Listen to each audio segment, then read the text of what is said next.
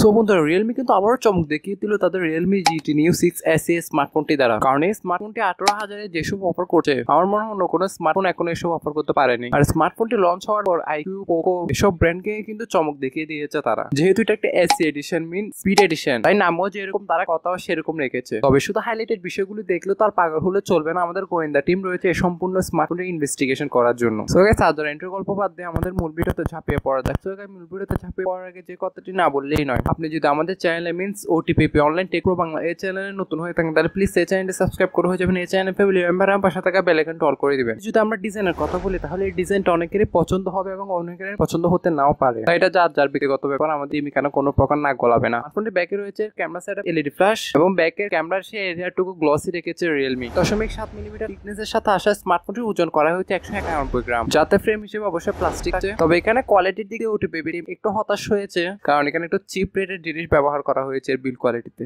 Otherwise বাকিগুলো যদি দেখা যাক, স্মার্টফোনটি ফ্রন্ট আসলে আপনি কিন্তু 6.78 ইঞ্চির অলমোস্ট একটা 1.5 রেগুলেশনের একটি এলটিপিও অ্যামোলেড ডিসপ্লে পাবেন। এটি আপনার 1 বিলিয়ন কালার সাপোর্ট করে এবং ডিসপ্লেতে কিন্তু আপনি 120 হার্টজের মতো ফাস্ট রিফ্রেশ রেট পেয়ে যাচ্ছেন। আর এখানে সবথেকে বড় প্লাস পয়েন্ট হচ্ছে যে জিনিসটা আপনার আইফোন এবং স্যামসাং কো হার মানিয়েছে, সেটি হচ্ছে এই ডিসপ্লেটির পিক ব্রাইটনেস। স্মার্টফোনটিতে থাকে 6000 নিটস এর পিক ব্রাইটনেস, ফলে আপনি আউটডোর বলেন ইনডোর বলুন কোনো রকম প্যারা খাইতে হবে না এবং এটাই কিন্তু স্মার্টফোন জগতের সর্বোচ্চ হাই একটি পিক ব্রাইটনেস বলতে পারেন। এর মানে আপনি ফ্ল্যাশ না জ্বালিয়েও কিন্তু ফ্ল্যাশের ফিলটা পেয়ে যাবেন ডিসপ্লেতে। 150p পেটেন্সি টাকায় স্মার্টফোনটিতে কন্টেন্ট ওয়াচের সময় আপনাকে কোনো রকম আনইজি ফিল করাবে না। আর আমাদের টিম এদিক দিয়ে সম্পূর্ণ স্যাটিসফাই ছিল, কারণ ডিসপ্লেতে কন্টেন্ট ওয়াচের সময় কোনো রকম শার্পনেস এক্সেট্রা কোনো ঘাট দেখা দেয় না। স্মার্টফোনটি চিন এবং বেজরের কথা বলে এখানে খুব ভালো আপনি স্ক্রিন টু বডি রেশিও পেয়ে যাবেন 91.8%। আর হ্যাঁ বন্ধুরা, এখানে কিন্তু ডিসপ্লে হিসেবে থাকছে একটি কার্ভ ডিসপ্লে। ওভারঅল ডিসপ্লে নিয়ে বললে কিন্তু আমাদের টিম সম্পূর্ণ স্যাটিসফাই ছিল, কারণ স্মার্টফোনটিতে একটি বিগ ডিসপ্লে ব্যবহার করা হয়েছে, তার সাথে এটা কিন্তু আপনার একটি কার্ভ ডিসপ্লে বটে। ফলে গেমিং এর ক্ষেত্রে খুব ভালো এটি এক্সপিরিয়েন্স পাবে। গেমিং এর ক্ষেত্রে মনে পড়লো স্মার্টফোনটিতে কিন্তু চিপসেট হিসেবে ব্যবহার করা হয়েছে কোয়ালকম স্ন্যাপড্রাগন 7+ Gen 3, যেটা 4nm বেসড একটা কোর প্রসেসর এবং এতে গ্রাফিক্স কার্ড হিসেবে ব্যবহার করা হয়েছে Adreno 732। অ্যান্ড্রয়েড 14 এর সাথে আসা এই স্মার্টফোনটির ব্যাকএন্ডে ইউজ করা হয়েছে কিন্তু Realme UI 5.0 Qualcomm Snapdragon 7+ Gen 3 চিপসেটটি ব্যবহার ফলে স্মার্টফোনটির যে কোনো হাই লেভেল গেম আপনি হাই গ্রাফিক্সে রেখে অনায়াসে প্লে করতে পারবেন। আর এই চিপসেটটিকে তারা চাইলে কিন্তু স্ন্যাপড্রাগনের 8th জেনারেশনের নাম দিতে পারতো, মিন্স স্ন্যাপড্রাগন 8+ Gen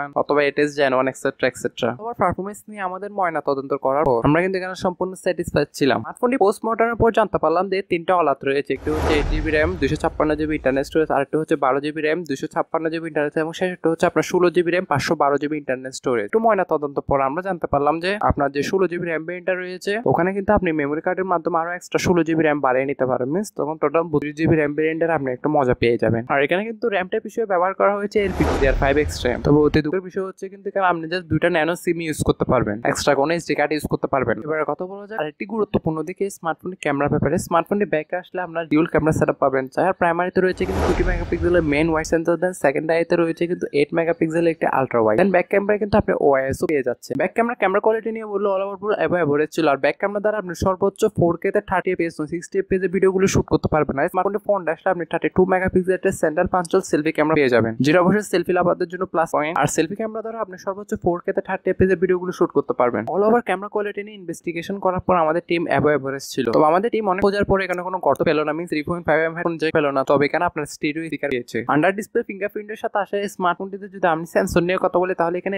সব সেন্সরে আপনারা পেয়ে যাবেন, যেমন accelerometer, gyro, proximity, compass, colour spectrum etcetera etcetera. যদি আমি ব্যাকআপের কথা বলি, মিন্স এই সম্পূর্ণ স্মার্টফোনটিকে কিন্তু এই সম্পূর্ণ স্পেশাল কম্বোটিকে চালানোর জন্য থাকছে 5500 mAh এর ম্যাসিভ একটি ব্যাটারি, যার মাধ্যমে আপনি 2 দিনের মতন অনায়াসেই কিন্তু ব্যাকআপ পেয়ে যাবেন। আর বক্সে কিন্তু প্রোভাইড করেছে 100 ওয়াটের একটি ফাস্ট চার্জার, যেটা দ্বারা আপনি আপনার স্মার্টফোনটিকে 0 to 50% চার্জ করে নিতে পারবেন, ওটাও 12 মিনিট। কালারের কথা বলে স্মার্টফোনটি আপনার সিলভার এবং গ্রিন এই দুটি কালারের কিন্তু বাজারে অ্যাভেলেবেল থাকবে। তো বন্ধুরা এবার কথা বলা যাক স্মার্টফোনটি মেইন পয়েন্ট এর প্রাইসিং এর ব্যাপারে। বন্ধুরা এই স্মার্টফোনটি প্রাইসিং এর ব্যাপারে বলার আগে যে কথাটি না বললেই না, আপনারা যারা আমাদের চ্যানেলে নতুন ভিজিট করেছেন তারা অবশ্যই চ্যানেলটি সাবস্ক্রাইব করে হয়ে যাবেন। এই চ্যানেলটি মেম্বার এবং পাশে থাকা বেল আইকনটি অল করে দিবেন। আর ভিডিওটি ভালো লাগলে অবশ্যই লাইক দিবেন আর বন্ধুদের মাঝে শেয়ার করতে অবশ্যই ভুলবেন না। প্রাইসিং এর কথা বললে স্মার্টফোনটি বেস ভেরিয়েন্টের প্রাইস চায়নাতে কিন্তু যে প্রাইস রেঞ্জ রাখা হয়েছে সেটা যদি আমি ইন্ডিয়ান টাকায় কনভার্ট করি তাহলে সেটা 18,000 রুপির কাছাকাছিতে গিয়ে দাঁড়ায়। তবে স্মার্টফোনটি বেস ভেরিয়েন্টের প্রাইস ইন্ডিয়ান মার্কেটে রাখা হতে পারে 25 থেকে 27,000 রুপির কাছাকাছি। আর বাংলাদেশে আসলে স্মার্টফোনটির প্রাইস কিন্তু রাখা হতে পারে 30 থেকে 35,000 টাকার কাছাকাছি। আর লঞ্চিং ডেটের কথা বললে স্মার্টফোনটির জন্য আপনাকে আরো 1.5 থেকে 2 মাস অপেক্ষা করতে হবে, কারণ 1.5 থেকে 2 মাস পর এটা আমরা বাংলাদেশের বাজারে আনঅফিশিয়াল ভাবে পেয়ে যাব। আমাদের টিমের কিন্তু পার্সোনাল ডিমান্ড এই যে এটা যদি আন্ডার 30,000 টাকার নিচে লঞ্চ হয় বাংলাদেশে আনঅফিশিয়াল ভাবে, তাহলে এটা কিন্তু সুপার একটা কম্বো হতে যাচ্ছে আমাদের জন্য। যদি যদি এরকম কম্বো যদি আপনি হারাতে না চান তাহলে অবশ্যই 1.5-2 মাস আপনাকে ওয়েট করতে হবে এটার জন্য। সো গাইস আজকে ভিডিওটি কেমন লেগেছে তা অবশ্যই আমাদের কমেন্ট করে জানাবেন। ভালো লাগলে অবশ্যই একটি লাইক দিয়ে যাবেন। সো গাইস আজকে ভিডিও এই পর্যন্ত, আশা করি সবার ভালো লেগেছে। সো গাইস সবাই ভালো থাকবেন, সুস্থ থাকবেন, টেক কেয়ার, আল্লাহ হাফেজ, আসসালামু আলাইকুম।